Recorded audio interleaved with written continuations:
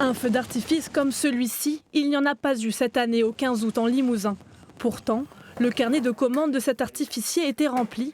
35 feux annulés le week-end dernier dans la région. Une perte difficile à chiffrer, l'entreprise espère des reports. Ça fait 3 années effectivement compliquées. 2020 où on n'a pratiquement rien fait puisqu'on a réalisé que 7% de chiffre d'affaires. L'an passé, on a renoué un peu avec l'activité puisqu'on a fait 50% de chiffre d'affaires. Et cette année, on était parti pour faire une année exceptionnelle, mais parti comme c'est parti, on devrait quand même être très pénalisé là, par la sécheresse actuelle. Sans cette sécheresse, l'entreprise périgourdine aurait passé pour la première fois la barre des 250 feux tirés sur une année.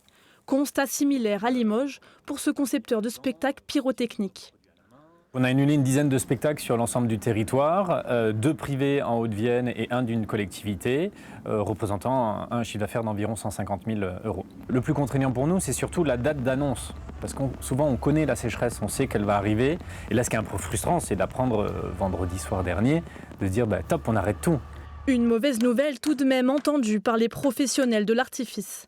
Certainement que s'il n'y avait pas eu les incendies sur l'ensemble du territoire tels qu'on a connu ces derniers jours, on aurait quand même pu procéder à nos spectacles, mais les équipes de sécurité, des pompiers et tout ça n'étant pas disponibles, forcément il a fallu qu'on se mette en réserve.